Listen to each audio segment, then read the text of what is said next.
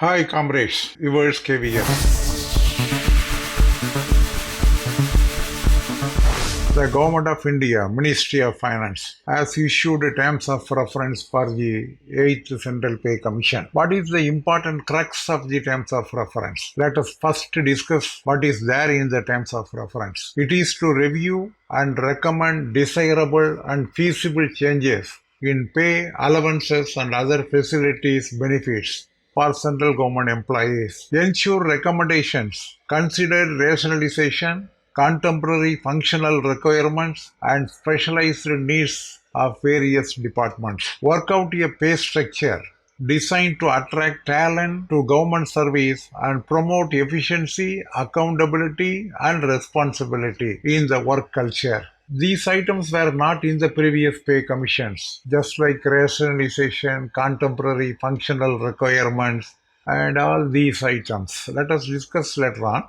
And also the examine existing bonus schemes to improve performance productivity. Make recommendations for an appropriate incentive scheme to reward excellence based on general principle, financial parameters, and productivity and performance linked parameters. Review all the existing allowance and the conditions of their admissibility. Recommend their rationalization to address the issue of multiple allowances. Already most of the allowances have been abolished after the implementation of 7th CPC, so it want to further have cut in the allowances. Review the death cum retirement gratuity for employees covered under the National Pension Scheme, including the Unified Pension Scheme. This is a dangerous one. And similarly, review of death cum gratuity and pensions for employees not born on the NPS. So they are planning something on the DCRG. The recommendations must be made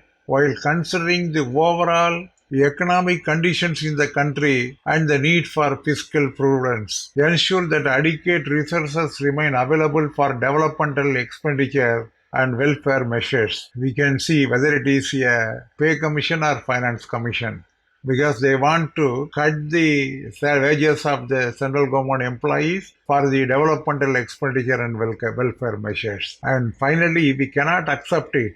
The most dangerous proposition in the terms of reference is consider the unfunded cost of non-contributory pension scheme pre-2004 liabilities. Keep in view the likely impact of the finances of the state governments. Examine the emolument structure, benefits, and working condition in central public undertakings and private sector for comparison.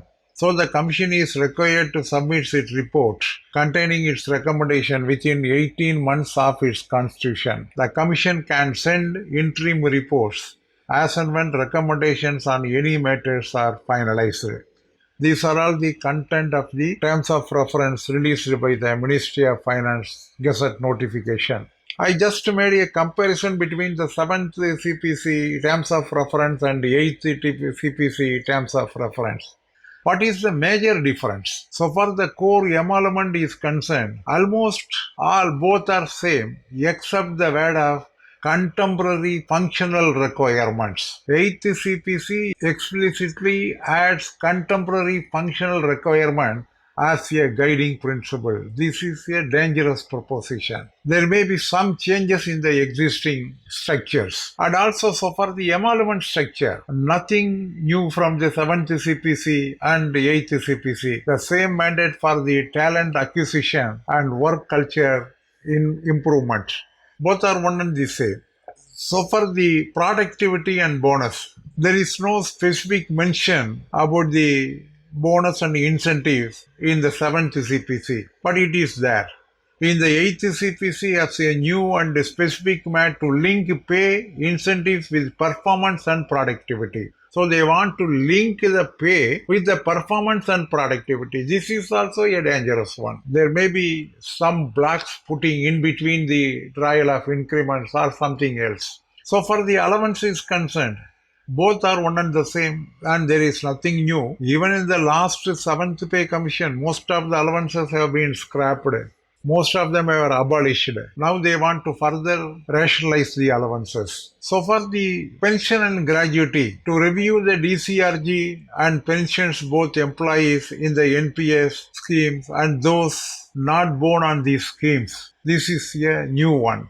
8th CPC mandate is broadened to explicitly cover the DCRG and also includes a review for employees under the NPS bar UPS. And also the fiscal prudence. This was given in the 7th Pay Commission terms of reference also, even in the 8th CPC also. Both the commissions must prioritize the economic and fiscal health of the country. The same thing is available. The problem is, the major factor is to review the death cum retirement gratuity and pensions of employees not born on the National Pension Scheme, including Unified Scheme, and make recommendations thereon. This is a dangerous class. Employees not born on the National Pension Scheme are all those covered by the traditional non-contributory defined benefit pension scheme, which is the old pension scheme governed by the CCS pension rules. The Commission has a dual mandate to review both the NPS, UPS and OPS retirement benefits. Crucially, it must also specifically consider the unfunded cost of the non-contributory pension scheme to ensure fiscal prudence is maintained while making recommendation, a point that was not explicitly present in the 7th CPC terms of reference.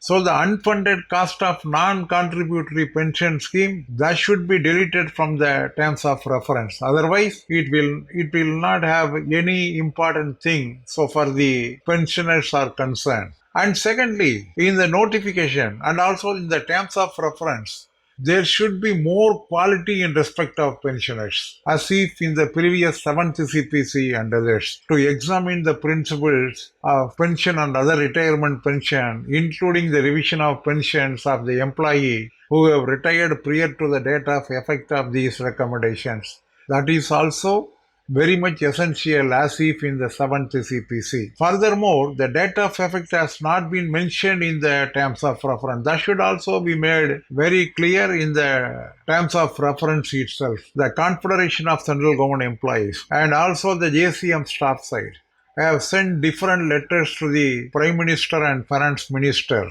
to seek modification in the terms of reference. We will discuss about the content of those letters in a separate episode. In this episode, we want to confine ourselves with the terms of reference released by the Ministry of Finance. With this, I am concluding. Thank you very much, comrade. Meet again.